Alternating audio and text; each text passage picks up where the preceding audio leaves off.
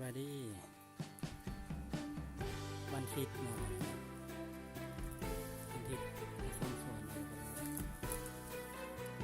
ดอก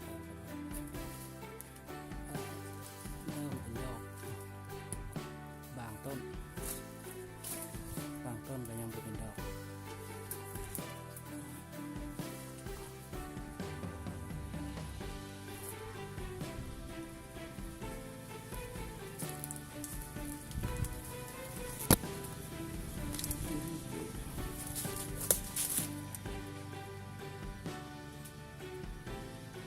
ตอนนี้เป็นพันธุ์น้อยไงกินแซ่บตอนนี้นะหน่วยหนึ่งเกือบประมาณ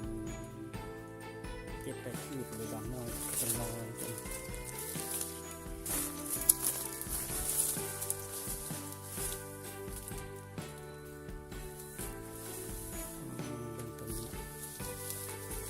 วนี้ก็เริ่ม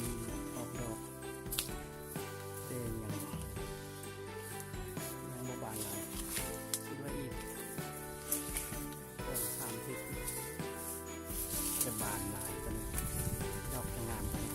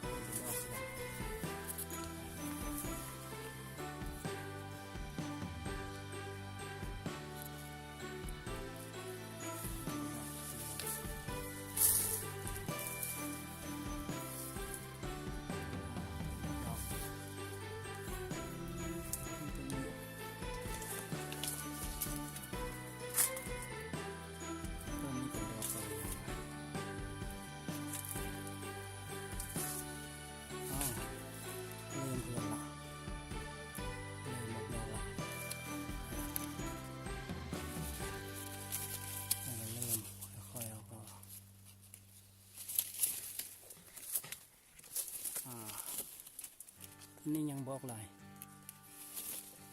อีกประมาณจะเดือนนึงน่าจะออกหลายกันเลยตัวนี้อันนี้หลายละออกละอีกเดือนนึง2 เดือนนี่งามเลยนะดอกไม้เป็นสวย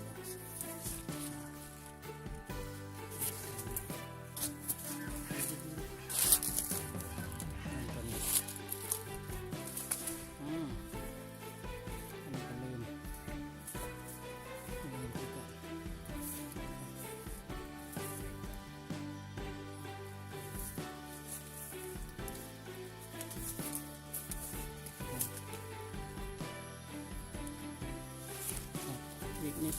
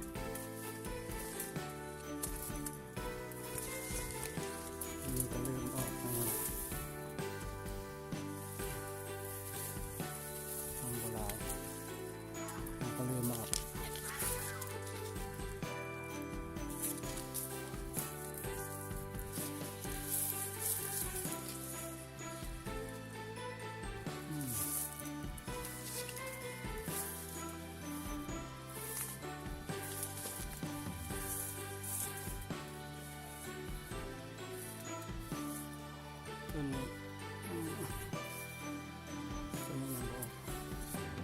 โอ้ดอกม่วงกันเลยนะตัวนี้เป็นไม้สวย